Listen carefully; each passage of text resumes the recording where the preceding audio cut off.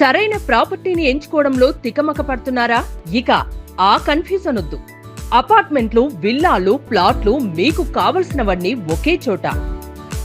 Suman TV biggest property expo October 18th, 19th HSCC నావటెల్, Hyderabad. ఇప్పుడే free entry కోసం call చేయండి. మీ acting career ని మీరు ఎలా చూస్తారు ప్రదీప్ గారు? మీరు బాగా అంటే తృప్తి చెందారా, లేక ఇన్ని రూపాల్లో ఉండడం వల్ల నేను పూర్తిగా ఎక్కడ ఉండలేకపోయినా అసంతృప్తి ఎప్పుడైనా వస్తుందా? అస్సలు లేదమ్మా, అస్సలు లేదు.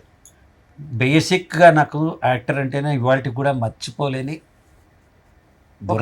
దొరద. నిజానికి ఈరోజు నా టైం నన్ను యాక్టింగ్ చేయడానికి కూడా పర్మిట్ చేయట్లా. అంత బిజీగా యాజ్ ఎ స్పీకర్ ఇంకా వేరే ప్రాజెక్ట్స్లో ఉన్నాను. కానీ యాజ్ ఎ యాక్టింగ్గా నాకు ఒక 4 phases ఉన్నాయమ్మా. First the best phase is my drama career. నేను 5వ సంవత్సరం నాటన మొదలెడితే 19వ సంవత్సరం హీరో అయిన దాకా all India best child artist దగ్గర ప్రతి ప్రైజ్ తీసుకున్నాను. 4 మాధ్యమాల్లో చిన్న వయసులోనే సినిమా, టీవీ, రేడియో, స్టేజ్ 4 కూడా ఎక్సెల్ అయ్యాం. బాలవర్ధిరాజు లాంటి పౌరాణిక జానపద దగ్గరించి, దుర్యోధన ఏకపాత్రాల దగ్గరించి మొత్తం అన్ని స్టేజ్ మీద చేశాం. కాబట్టి నా నెక్స్ట్ స్టేజ్కి అది హెల్ప్ అయింది. Cinema stage. సినిమా స్టేజ్ ఏమైందంటే 3 సినిమాలు నేను చేసినవన్నీ బాయ్ మీట్స్ గర్ల్, బ్రహ్మాండమైన యూత్ఫుల్ సినిమాలు. అవి నాకు ఒక యాక్టర్ కింద నా ఏజ్ గ్రూప్ వాళ్ళకి పర్మనెంట్ రోలు, వాళ్ళ మనసులో ఒక స్థానం, ప్రదీప్ బాగుంటాడు, బాగా చేస్తాడు అనే ఒక మినిమం గ్యారంటీ స్థానాన్ని నేను కల్పించుకోగలిగాను. అక్కడి నుంచి టెలివిజన్ వచ్చాక కంపల్సరీ క్వశ్చన్తో నన్ను చూశారు. ఇంట్లో ఒకటే టీవీ ఉండేది, వీధికి ఒకటే టీవీ ఉండేది, ఊరికి ఒకటే టీవీ ఉండేది. అలా ఉన్నప్పుడు సూపర్ స్టార్ స్టేటస్లో నా టెలివిజన్ యాక్టర్ కింద, ఫిల్మ్ మేకర్ కింద ఎక్కడికక్కడ యు హావ్ బీన్. అదే మీ క్యారెక్టర్ యాక్టర్. ఇప్పుడు హాయిగా తండ్రి వేషాలు ఇస్తున్నాను, బ్రహ్మాండంగా ఉన్నాను. సో నాకు ఏంటి 64 ఏళ్ళకి ప్రతిరోజు అవకాశం తలుపు తడుతుంటే ఇంతకంటే ఆనందం ఏముందమ్మా? ఎవరికి సార్ 64? మహేష్ కా? కాదు కాదండి, అంటే ప్రదీప్ లో 2 ఉన్నారు, 32 + 32 అంతే. ఇద్దరు ప్రదీప్. Double action. చాలా అంటే కాబట్టి యువర్ అంటే సాటిస్ఫైడ్ కదా సార్? మీరు అడిగితే ఇంత మంచి వాళ్ళ కనిపిస్తారు. నాకే రేపు కాల్ షీట్ డబ్బులు ఎంత ఇవ్వని అడుగుతారా? నేను అడగనుగా, దానికి ఒక వచ్చిన పెట్టా. మనం అడగలేక ఎంతకాలం చుట్టూ. ఎందుకంటే ఇవన్నీ ఏంటంటే సార్, ఇన్ బీయింగ్ పాజిటివ్ అప్పుడప్పుడు అనిపిస్తుంది ప్రదీప్ గారు. మనం పాజిటివ్ గా ఉండడంలో మన ఓన్ చాలా నష్టపోయారు. అమ్మా 60 ఏళ్ళు వచ్చేదాకా నేను ఇతరుల కోసం బతికానమ్మా. 67 నుంచి నా కోసమే నేను బతుకుతున్నాను. ఏమైనా డిఫరెన్స్ వచ్చిందా? చాలా. అంటే ఏ విధంగా? డబ్బులు పెరిగాయా? డబ్బులు పెరిగాయి, క్లారిటీ వచ్చింది, నా టైం వేస్ట్ కావట్లా. నాకు స్పష్టంగా దేని పని మీద 2 గంటలు పెట్టాలి, ఏది పెట్టకూడదు, ఇది నా లార్జర్ పిక్చర్లో ఉందా లేదా, ఏం లేకపోతే హాయిగా ఇంట్లో కూర్చుని మనం ఎవడో ఒక సెలబ్రిటీ పెళ్ళికి పిలుస్తారు, లేకపోతే ఎవరో తెలిసినవాడు పెళ్ళికి పిలుస్తాడు, వెళ్ళి ఇక్కడి నుంచి మనం ఆ మూల డెస్టినేషన్ వెడ్డింగ్ అని శంషాబాద్ అవతలు ఎక్కడో పెడతారు.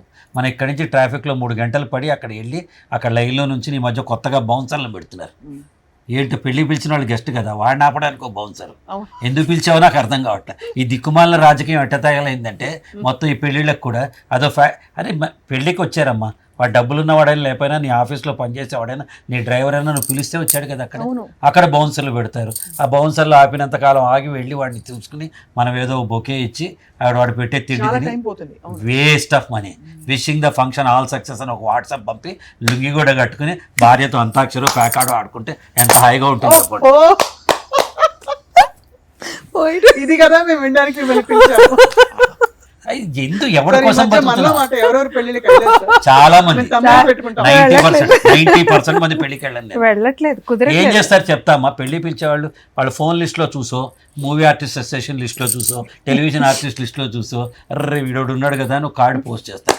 వీడికి పక్కన ప్రొడక్షన్ ఉంటుంది, సార్ సో అండ్ సార్ ఇంట్లో పెళ్లి సార్, ఆల్రెడీ వాట్సాప్ చేశాను సార్, మీరు రావాలి సార్. మనం వాడేమన్నా వేషాలు చేయడం, వాడేమన్నా క్లయింటో, వాడు మన తలుచుకొని కూడా తలుచుకోడు. అక్కడ ఎవరింట్లో పెళ్ళికి వెళ్ళాలో కూడా చెప్తానమ్మా. మా ఆఫీస్ ప్యూను చెల్లెల పెళ్ళి అంటే వెళ్ళి తీరాలి. వాడు కళ్ళన్నీ సార్ వస్తారేమో, సార్ నాన్ వెజ్ తినరు, సార్ వెజ్ తింటారు, సార్కి ఒక కుర్చీ వేయాలి, మన కోసం చిత్తశుద్ధితో వెయిట్ చేస్తూ ఉంటాడు. అట్లాంటి వాడి పెళ్ళి కడపలో ఉన్నా లేకపోతే తిరుపతిలో ఉన్నా మనం పోయి రావాలి. నా సింపుల్ ఇదే క్లారిటీ నేను నేర్చుకుని చెప్పా కదా. మనం కావాలి అని కోరుకున్న వాళ్ళ దగ్గరికి వెళ్ళాలి. మనం ఉన్నా లేకపోయినా పర్వాలేదు, వాళ్ళకేం తేడా రాదు అనుకున్నప్పుడు మనకి అంతకన్నా ఉత్తమమైన పనులు ఉంటాయి కాబట్టి ఖచ్చితంగా పెళ్లికి ఒక ఫంక్షన్కి వెళ్ళి రావాలంటే బోల్డ్ అంత శ్రమ. అసలు ఫస్ట్ రెడీ అవడం పెద్ద శ్రమ అండి, అవునా కదా? కాదమ్మా, మామూలుగా ట్రాఫిక్ లో వెళ్ళి రావాలంటే ఎవరికి టైం ఉంటుందమ్మా? అవును, అందులో ఎవరు వద్దనుకున్న వాళ్ళు చేసుకోండి, హాయిగా మీ ఇష్టం. 3 రోజులు 4 రోజులు పడి చేసుకోండి, మరి నిన్ను నన్ను ఎందుకు పిలవాలి? అంతేగా. పిలిచినప్పుడు హాయిగా మాకు సెంటర్లో పెడితే మేము వచ్చి 10 నిమిషాలు అక్షింతలు వేసి బాగుంటే భోజనం చేసి వెళ్తాం మేము. అది కరెక్టే. ఇప్పుడు చాలా సోషల్ లైఫ్ చాలా మెయింటైన్ చేయడం చాలా స్ట్రెయిన్ అండి. దానికోసం ఏం చేయాలో కూడా చెప్తాను నేను. పెళ్ళిని ఇష్టం వచ్చినట్టు కుటుంబ సభ్యులు స్నేహితుల మధ్య డెస్టినేషన్ అడిగి ఇక్కడ రిసెప్షన్ ఊరికి మధ్యలో చిన్న హోటల్లోనే పెద్ద మీ తాహతను బట్టి ఇవ్వండి. ఎవరైనా వస్తాడు 10 నిమిషాల నుంచి వెళ్తాడు. 6 నుంచి నైట్ 11 లోపల ఎప్పుడు కుదిరితే అప్పుడు వస్తాం. ఈ షూటింగ్ నుంచి పోతాం వస్తాం. అక్కడ చంపేస్తున్నారమ్మా జనాలు, మనతో ఆడుకుంటున్నారు. అద్భుతం అసలు. ఇవన్నీ సోషల్ అప్లికేషన్స్ నిజంగానే, అంటే ఇవే మనకి చాలా టైం తినేస్తాయి. అఫ్ కోర్స్ మీరు అన్నట్టు వాటిలో కూడా మనకి వెళ్ళవలసిన సందర్భాలు ఉంటాయి. పలకరించడానికి వెళ్ళాలి కొన్ని వెళ్ళాల్సి వస్తాయి. కానీ సంఘ జీవులం మనం వదిలేయాలని నేను చెప్పట్లేదు, కానీ బాధపడుతూ వెళ్తామండి.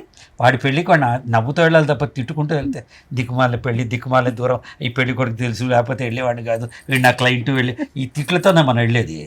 హాయిగా దీవెనలతో వెళ్ళాలి కానీ. అవును.